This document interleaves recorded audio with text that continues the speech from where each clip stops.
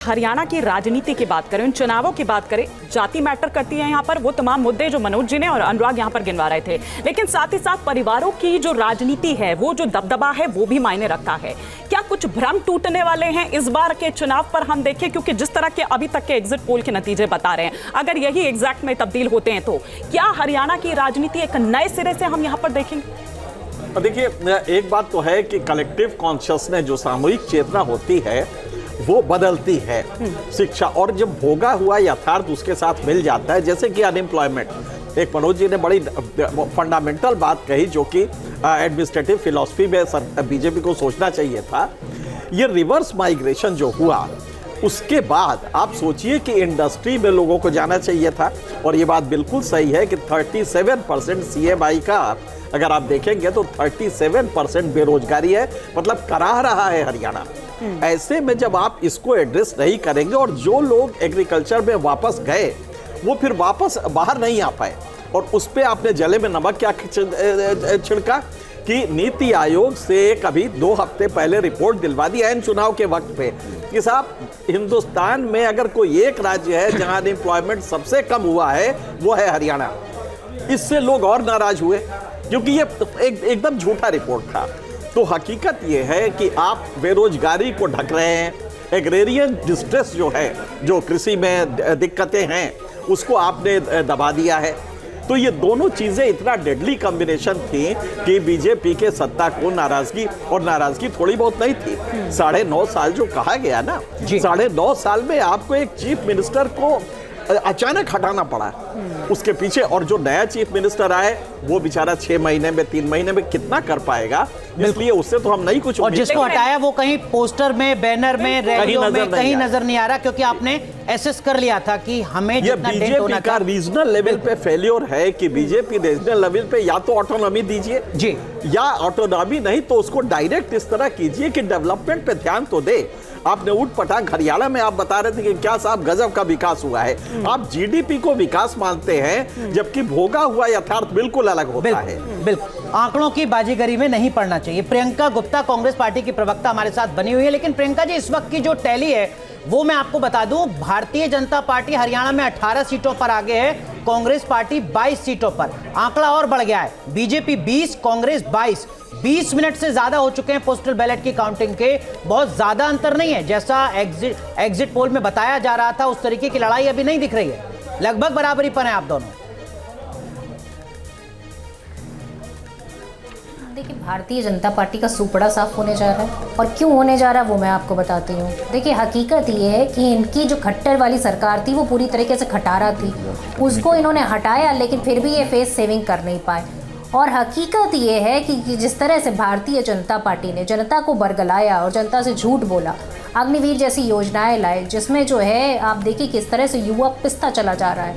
जो युवा हरियाणा से मात्र 5 से 6 हज़ार जाता था सेना में, वो आज घटकर 500-600 तक पहुंच गया है। बेरोजगारी का आलम मैं क्या बताऊं, इस चैनल पर सभी चीख चीख कर यही कह रहे हैं कि 37% बेरोजगारी। कांग्रेस की सरकार में 3% बेरोजगारी थी, जिसको इन्होंने 37 कर दिया। प्रियंका जी, आपकी सारी बातें सही, मैं ये कह रहा हूं कि इस वक्त की जो टैली है, क्या उसके आधार पर आपको लगता है कि आप अपनी इन तमाम बातों को जनता के बीच में पहुंचा पाए? BJP 21, Congress 24, neck to neck fight है प्रियंका जी। देखिए, भारतीय जनता पार्टी ने साम दाम दंड भेद सब कुछ किया। उन्होंने एन इलेक्शन के दिन जिस तरह से जो है किसान सम्मान निधि लोगों के अकाउंट में पहुंचाई, तो कोशिश उन्होंने सारी की, घोड़े उन्होंने सारे खोल दिए। लेकिन अब हकीकत ये है कि हरियाणा की जनता ने पूरी तरीके से मन बना दिया था, और उसका जो रिजल्ट है वो धीरे धीरे आपको देखने को। प्रियंका जी, एक और अपडेट आपको दे दूं, जम्मू कश्मीर में 40 विधानसभा सीटों के रुझान अब तक आ चुके हैं। 18 सीटों पर आपका गठबंधन आगे चल रहा है और 15 सीटों पर अकेले बीजेपी आगे चल रही है। 5 अन्य को छोड़ दें तो वहां भी मुकाबला बराबरी का है। देखिए, मुझे लगता है कि बीजेपी जिस तरह से जम्मू कश्मीर में लोगों को जो है बरगलाने का काम करती रही, पर हकीकत ये है कि 370 के बाद भी लोगों के हाथ में सिर्फ और सिर्फ बेरोजगारी लगी, नशे की आदत लोगों को लगी। पूरी तरीके से जिस तरह से इन्होंने कहा कि हाँ, हम आतंकवाद को समाप्त कर देंगे, पर आतंकवाद कहीं से समाप्त नहीं हुआ, लगातार आतंकवाद की आंकड़ा अपडेट हो गया प्रियंका जी। 19 पर बीजेपी, 19 पर कांग्रेस। नेशनल कॉन्फ्रेंस जम्मू कश्मीर में बराबरी पर आप दोनों। मुझे लगता है कि टेंशन बढ़ा रहे हैं आप बार बार इस तरह से बोल के प्रियंका जी की। देखिए मुझे लग रहा है कि नहीं, टेंशन बिल्कुल नहीं बढ़ने वाली और पूरी तरीके से आश्वस्त है कि दोनों जगह हम बहुमत की और ट्रस्ट की सरकार बनाने जा रहे हैं। इसमें किसी तरह का डाउट नहीं है, क्योंकि जनता ने इस बार जिस वोटिंग पैटर्न के साथ भारतीय जनता पार्टी का साफ करने का मन बना लिया था, वो सब कुछ एग्जिट पोल के चाहे डाटा हो, चाहे आप सुबह से देखिए जिस तरह से बैलेट काउंटिंग चल रही है, मुझे लगता है कि जैसे जैसे धीरे धीरे समय बढ़ेगा पूरी तरीके से ये स्पष्ट हो जाएगा कि जश्न हम ही मनाएंगे।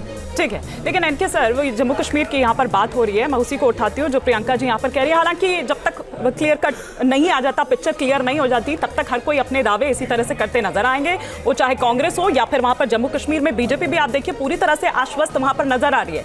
लेकिन जम्मू संभाग की ही बदौलत क्या हम देखें कि वो सरकार बना लेगी, क्योंकि कश्मीर में उतनी उम्मीद वो खुद भी नहीं कर रही, तो फिर इतना जी नहीं देखिए, एक बात तो वही है कि जम्मू में कम है सीटें, इसमें कोई दो राय नहीं कि 43-47 हैं। तो अगर मान लीजिए कि 43 में उनका वर्चस्व रहेगा, इसमें कोई दो राय नहीं है।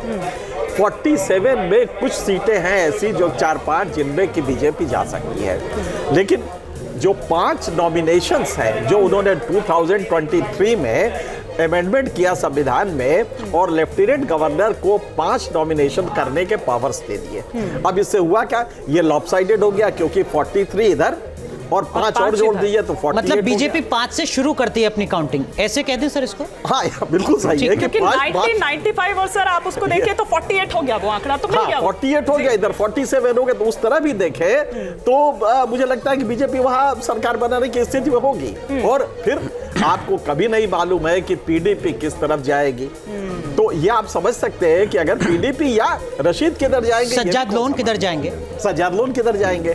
अच्छा, रशीद ने अच्छा खासा अपना बेस इन दोनों रीजनल पार्टीज का ग्रैब किया है, तो ये भी पॉसिबल है कि वो भी चले जाए। और एक बात बेसिक है कि सेंटर के साथ रहने से इन छोटी पार्टियों को कश्मीर में काफी मजबूती मिलती है, क्योंकि फाइनेंशियल एड काफी मिलता है। ठीक है सर, एक सेकंड, मोहित राज से पहले सज्जाद लोन की बात यहाँ पर आपने की, मतलब ये कुछ नाम ऐसे हैं, या उमर अब्दुल्ला, हालांकि उन्होंने तो पहले ही मना कर दिया था मनोज सर, लेकिन फिर हुआ होगा बाद में उनके पिता ने कहा होगा, लेकिन 2 सीट से मतलब ये माना जाता था कि ये जहां से खड़े हो जाएंगे, एक टाइम पर ये माना जाता था चुनाव जीतेंगे ही जीतेंगे, लेकिन इस बार वो कॉन्फिडेंस नहीं है। यही कारण है कि 2-2 सीट से चुनाव लड़ रहे हैं। चाहे सज्जाद लोन की बात कर लीजिए, चाहे उमर अब्दुल्ला की बात आप कर लीजिए, ये हाँ देखिए, ऐसा है कि ये जो इलेक्शन है, अगर हम लोकसभा का भी देखें रिजल्ट, तो वहाँ एनसी और पीडीपी की हालत काफ़ी ज़्यादा ख़राब थी। और ये विधानसभा में क्या होने वाला है, जब तक पूरे रिजल्ट सामने नहीं आते, मेरे ख्याल से तो हमें अभी तो खैर अभी तो शुरुआत है, हमें थोड़ा और वेट करना पड़ेगा। पर जहाँ तक अगर जो ये रीजनल पार्टी है, इनका जो वजूद है पिछले टाइम में काफ़ी ज़्यादा कम हुआ है। पीडीपी को लोग आज की डेट में भी बीजेपी के साथ एसोसिएट करते हैं, तो मेरे को लगता है कि जब तक रिजल्ट नहीं आते तब तक कुछ भी कहना है यहाँ ये इधर जम्मू और कश्मीर में मुश्किल होगा। बिल्कुल, लेकिन जो टैली है इस वक्त की जरा वो दर्शकों को एक बार फिर बता दें। जम्मू कश्मीर में 90 में से 52 सीट्स के जो रुझान है वो सामने आ चुके हैं। 21 पर अकेले बीजेपी और 22 पर कांग्रेस का गठबंधन, यानी मुकाबला बराबरी का जम्मू कश्मीर में। हरियाणा की अगर बात करें तो बीजेपी 25 सीटों पर और कांग्रेस 30 सीटों पर, सिर्फ 5 सीटों का अंतर है हरियाणा में। मोहित राज दुबे हमारे साथ लगातार बने हुए हैं। मोहित, जिस तरीके के आंकड़े की आप बात कर रहे थे या एग्जिट पोल जिस तरीके के सामने आ रहे थे, ऐसा लग नहीं रहा अभी तक के रुझान को देखकर। न्यूज नेशन अब व्हाट्सएप पर खबरों के ताजा अपडेट के लिए न्यूज नेशन के इस QR कोड को स्कैन करें।